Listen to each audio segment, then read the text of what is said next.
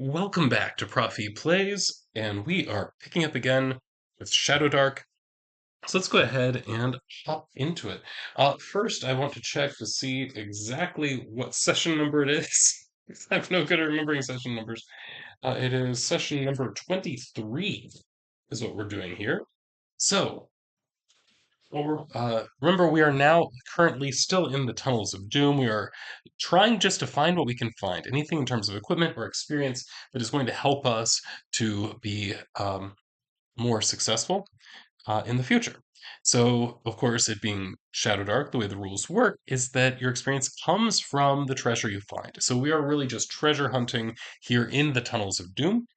No, we are currently in. You know that the tunnels of doom are kind of set up in multiple levels, and they're kind of two parts that are kind of at the same level but are largely separated from each other. We're in the second part of that kind of least deep part of this dungeon. We don't want to go down much further because we have seen what happens when parties of first level characters go down too deep in these dungeons. Then only one of them escapes. That's what happened. All right. So, last time we left off, according to my notes, at exploring room 11, torch burning out. Okay, right, so we are room number 11. So, right here in my map, our torch just burned out. I did print out another page so we can kind of keep exploring this direction, which we know there is a path that goes out that way. So, I think that that's probably the way that I want to go, actually. So I'm gonna head that direction, but first we do want one of my characters to actually like light a torch. Oh, and I think last time, if I remember right, we found was the last time we found the armor? I think it was. Let me double check my notes here. Okay, well we didn't find the armor. We stripped an orc of his armor after we killed him. So yes, we did acquire that armor, which is currently being worn by Ishana, our priest, who is capable of wearing such armor. All right. So let's go ahead and do this thing. So we're going to head then from room number 11. Oh, wait, somebody needs to light a torch. I'm looking here. Godfrey, our thief, is actually out of torches. How about Ishana, our priest? He has a torch. Okay, so he's going to light his torch. So Ishana lights a torch, and we head out. Okay. All right. Oh, I need to set up my torch timer. The torch, we have 10 rounds with that torch. So let's go ahead and head into the next room, which is called room number 12, and it's going to be to the west. Okay. So here's room number 12.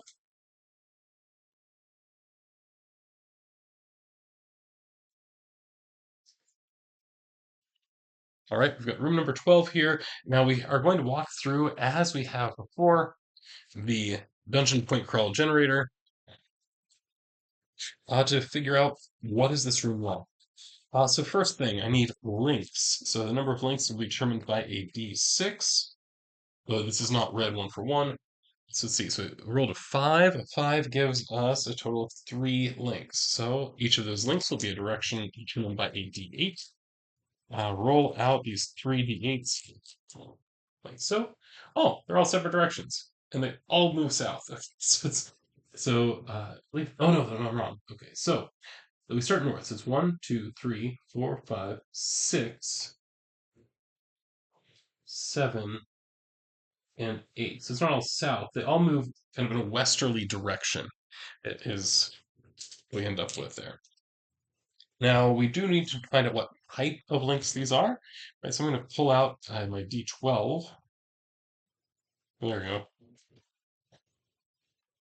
Gonna roll 3 of them. Right, so I guess we'll just do 6, 7, 8. Okay, so 6 indicates a horizontal that is nothing special about it. So we just have a regular pathway this way. 12 indicates that it's a secret, so we have some kind of secret passage here. So I'm indicating that with an S in my notes. And then finally with 2, which is also just a normal horizontal. So I can either, so what is most obvious to me is that I can exit this room either to the northwest or to the southwest. There is also a westerly exit, but I haven't found it. And then the last thing we want to do is find out the type of room this is. So roll that d6. Four indicates this is a special room. Oh, I like the special rooms. So for the special rooms, I'm going to move on over to the sandbox generator, which provides me with more detail. Specifically, its dungeon section. I have the sandbox generator. I printed it out in kind of these booklets, um, because I finally got a printer that can do that, and I was excited. Plus, I had free printing with HP Instant Ink for a few months, so I just printed like mad. All right. It's not about paper, obviously. All right. So I'm going to go ahead and roll for this special room, and we got 86. So that's what number 86 is. 86 indicates a talking skull. Ooh, that's kind of cool. I also want to make a note of this somewhere. I'm keeping notes for this part of the dungeon.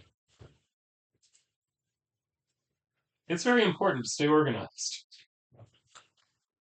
Yeah, there it is. So, number 12. So mark its talking skull. The specifically number, I believe, was what, 86 or something like that? 86. So let's see what happens. So we enter this room. A talking skull is locked in a small cage placed on a pedestal in the middle of the room. Upon entering the room, he'll pester the characters until they give him their attention. If they listen to him, he'll promise to lead them to a hidden treasure. It is actually the skull of a necromancer, and the treasure is only valuable to him as it is his body. During the time the characters have the skull with them, he will not stop talking for a minute, which increases the chance of encountering wandering monsters. If he is finally reunited with his body, he will come back to life. If the characters were nice to him, he will let them go. If that was not the case, he will attack them. If the characters take the skull out of its cage, but then leave it behind or die, he will reach his body by propelling himself with his jaw and come back to life 1d3 weeks later. Love this. I love this so much. Okay, our party enters this room. There is a skull here that's talking to us, and as it says, right, indicating that it can guide us toward treasure. Now, since we are specifically here to get treasure, I think it makes perfect sense that we would pick this thing up. I mean, that feels obvious, right? So I think, yeah, we are going to take the skull with us. um, so that's exciting. Although now, Ishana's a priest, but a neutral one, which I don't know that he would necessarily have really strong misgivings about this. Um, so I kind of want to say that, you know what? I think Ishana says, fine, let's take him, but I'll keep an eye on him because he's the one that has the ability to turn the undead and that kind of stuff. So I'm going to say he has the talking skull with him.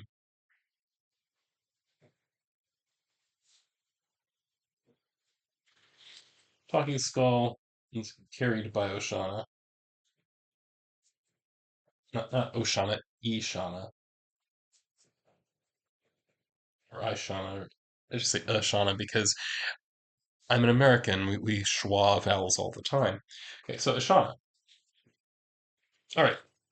So, so the question then is, where is this skull going to lead us? Because I think that it makes sense from this point that he is going to be guiding us in kind of the next step. So I think maybe what I will do is rather than me choosing where we'll go, I'm going to roll kind of randomly what direction he wants to take us. So let's see. So he could take us back out of the so I'm going to say it's just one, two, three, four. So there are four possibilities. I'll roll a d4, and that will decide it. D4, one. So he actually tells us that we need to go back the way we came. So, and apparently he believes there's a treasure this way. All right. So we go back to room number 11. But now we're down to 9 there. So we resolved that room. Room 11 is the one where we found there's this fireplace here, but not really a whole lot of interest otherwise. Uh, so where does he want to guide us from here? There's one, two, three possibilities. I'm going to roll a d6. Divide by 2, round up. Okay, three. So he says we should go south from here. Okay, so this would be discovering a new room then. Okay, and that's also resolving another room, so we're down to eight.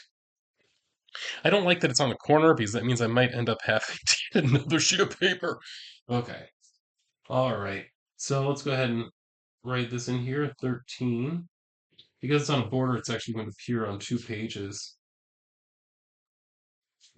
There we go. So we're at room number 13. First thing we need to do, as before, let's find out how many.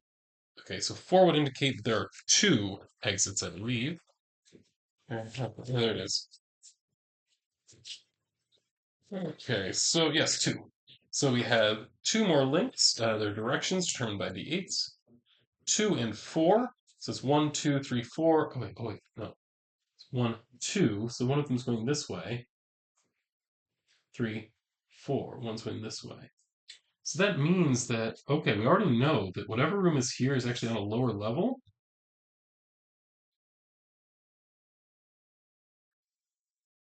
Okay, so I guess we'll go ahead and put that there. Keep that. All right, so the question then is which of these directions is he going to send us? So is he going to try to send us down to a lower level? If so, the deal might be off, honestly. So let's go ahead and see. So I guess I'm just going to roll a d6. One, two, three. He's going to push us down the other. Oh wait, I haven't found out what uh type these are. Except we know the one is vertical, so I'm gonna have to do some judging about that one. Okay, but the other one, 12, it's secret. Okay, so that means then either he's going to tell us about the secret entrance, or he is going to help us find it and deal with it, or we have to go down the other way. Which let's see, what kind of vertical? Okay, it's just stairs. Okay, so it's something like stairs. They're going it can go both directions at the very least. All right. I think that's that. So we are going to then find out which way he's going. So one, two, three, he's sending us down. Four, five, six, he's helping us find the secret. One, two, three, he wants us to head down. At this point, I think we're going to say deals off. But before we do that, let's find out what kind of room we're in right now. One, one indicates that this is a trap room. I don't know what I'm acting like I'm all upset about that. But like traps are something that we encounter, right? So all right. And traps also mean there might be a reason this room is trapped. All right. So let's find out about this trap a bit. Again, I'm using here um, this is the quick start stuff that you can get from Shadowdark all through Drive Through RPG for free. So it is first a six, indicating this is a slicing blade trap. How is it triggered? Two, pressure plate. So now the question is, will our dear friend Godfrey notice this? So I think this is going to be, because it's trap related, he does get advantage on this. I'm just going to roll 2d20. I'm going to say this is a wisdom roll. It's just kind of noticing the thing because we weren't actively looking for it. We did roll a 20, which is awesome because that means he gets a luck token, and we were out of luck tokens. So I'm going to go ahead and write down that luck token before I forget it.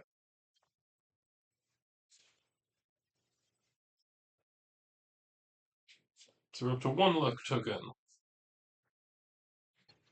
Cool. All right. So yes, he did find this trap, and I'm going to make the assumption that he could go ahead and disable it. Okay. So, or at least warn us off it so we know not to step on this pressure plate and all of that. Okay, so is there also a treasure in this room? It's D100. Three, yes. Yes, so there is actually a treasure. Awesome. Okay. So let's find out what kind of treasure we happen to have here. What type of treasure do we happen to have? There we are. Okay. And we rolled a 68. 68 would be a matched trio of Warhammers, which are worth 10 GP each. So we need somebody that has three slots to carry these Warhammers. So It doesn't. I think Warhammers are a lot of items, if I recall correctly. Let me double check that. That is something that I didn't bother to print off was how much space a Warhammer takes. Okay. Let's check our gear. Okay. Warhammer would be the weapon. No, that's not basic gear. Weapons. Aha. Ha. Warhammer is two-handed, but it doesn't say that it's two slots. Okay. Okay. So we have three Warhammers. Well, you know what? Sage, Sage are incredibly strong halfling wizard. Um, has three slots, so I'm just going to go ahead and give him this matched set of Warhammers worth 10 GP each. Cool. And I'm looking at one thing that we need to pay attention to is how much space we have left. Okay, so, also we dealt with that one, so let's knock that down to 7 here. Okay, so right now, Sage only has one inventory slot open. Um, Rogar has two, and Godfrey has one. So we're starting to get kind of full up, which means we might want to be considering leaving the tunnels for too terribly long. Okay. So at this point, we found out that the head wants us to go downstairs. So I think we're just going to leave it. Are we going to leave it here?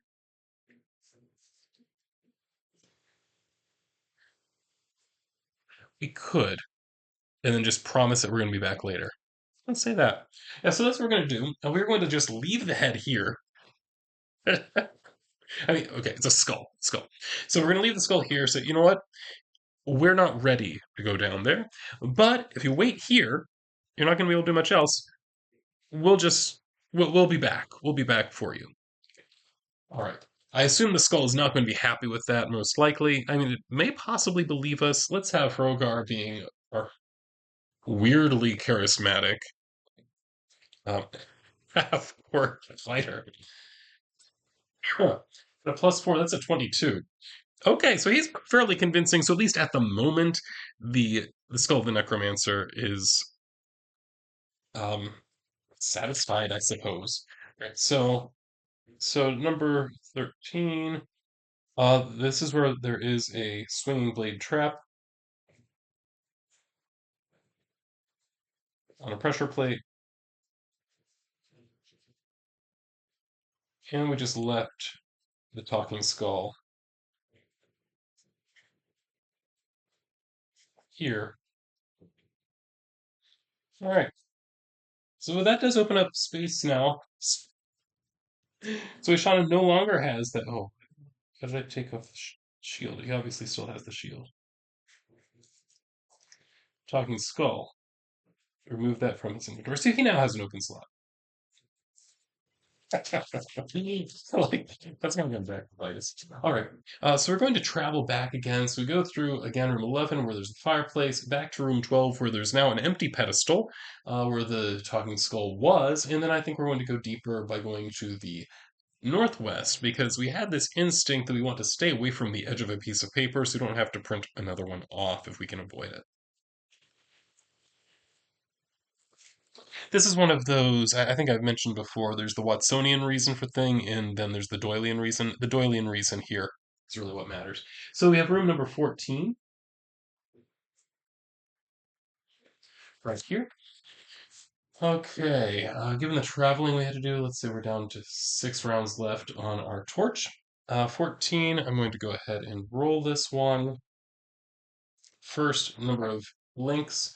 3 would indicate there are 2 links. Roll those. 8 and 8. Well, I'll re-roll one of them. So 4 and 8. So 1, 2, 3. So the 4 is the way we came. Then 5, 6, 7, 8. So if we can just kind of keep going that direction. All right.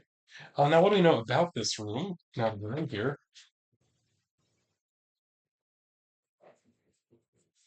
What type of what type of connection is that? That's something we need to determine. 3 indicating just it's a regular horizontal connection. Right, so it's just there's a an unlocked door or something, some clear way that we can get out of this room, again, heading to the northwest. Then, what type of room are we in? One indicates this is another trap room. Okay, so let's see, what kind of trap do we have here? Okay, pull it out from Shadowdark.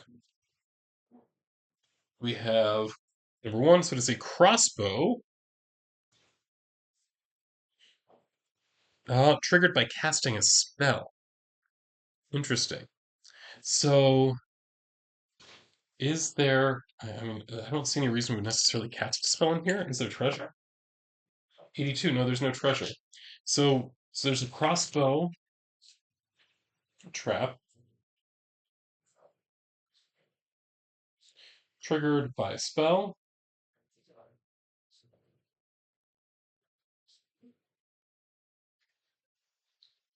Um, but it turns out, is just not going to be particularly relevant to us. So this is just kind of a hollowed out area inside the tunnels of doom. We look around, we don't see anything. I mean, do we actually find the trap? Let's find out whether 17. So I'm going to say yes. So we did actually find the trap here. But it's not immediately obvious what it is that triggers it, I'd say. I mean, if it's triggered by casting a spell, is it like written on the crossbow? No, it's obviously not. Uh, so I think that we don't know exactly what triggers it. We know where it is. We can avoid it if it happens to go off. Um, and Godfrey feels fairly confident that we're not going to hit any triggers because he couldn't find any. Okay, so that's that. And then we can continue on our way. So we're down to 5 now. All right, continuing on our way to the northwest. There we are. Let's find out first how many connections. 3 indicating there are 2 connections, or 2 links, both 8. I need to reroll one of them. With 8 again. I need to play some Scarlet Heroes. Roll 2d8, add them together, it's in place of a d20 roll. So that's pretty awesome. In any case, 4 and 8. So we know 8. Okay, it's exactly the same situation as before. So this something about this tunnel just kind of keeps going up to the northwest, and we're hitting these points of interest, but things are just kind of continuing to go that general direction. So let's see what type of room. Oh, no, first, what type of connection is this? 4, again, is just a plain horizontal connection. So there's just this tunnel going off this way, fairly, I wouldn't say straightly, no, but fairly evenly in terms of its pitch. It's not like going down or anything like that. All right. Then, what type of room is this? One, it's another trapped room. So there are lots of traps, right, heading this direction for whatever reason. So we've got 15. Okay, trying to keep us out or try to keep something in. We're thinking about. All right, so the trap here, let's go ahead and roll that, is 7. Is a spiked pit trap triggered by 6 closing a door. Okay, well, now my thought is we're probably not closing doors behind us because I don't think we seem that responsible. So I'm guessing we'll end up not tripping this one either. But are we still aware of this trap? Oh, there's a 20 there, so that's actually another luck token. That's nice. Um, why am I rolling so well? This is weird. Okay. So we've located this trap. We figured out that it is in fact triggered by this door. That if we were to shut it, then that would open up this pit trap, the spiked pit trap. Um, so I'm just going to note here: spiked pit trap triggered by closing a door.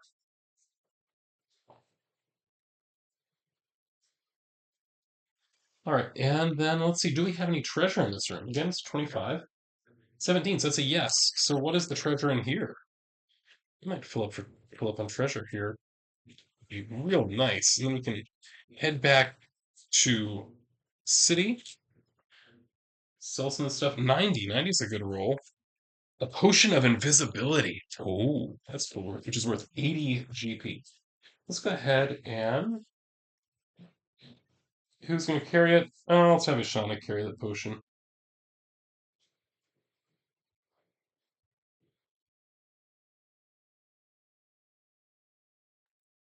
Cool.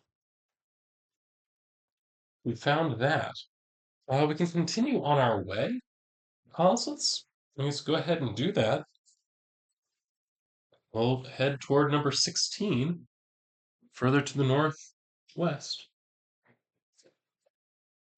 All right. So 14, 15, 16. Cool.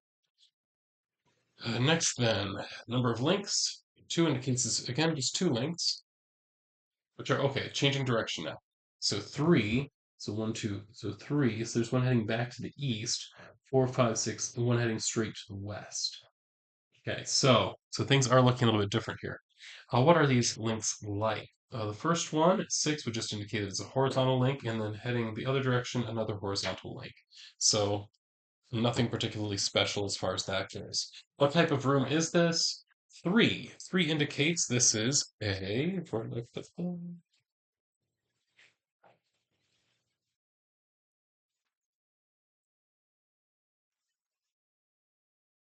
empty room.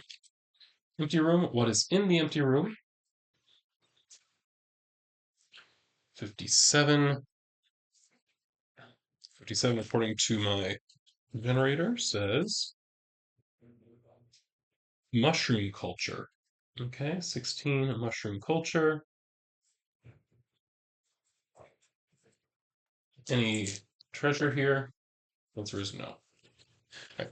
Well, I think that in terms of length, that's a reasonable length here. So we have about half of our torch is about half burnt out. So we're going to save that then for next time, and we'll pick up here, continuing to search the tunnels of doom to see if we can get enough treasure to become a little bit more powerful in the future.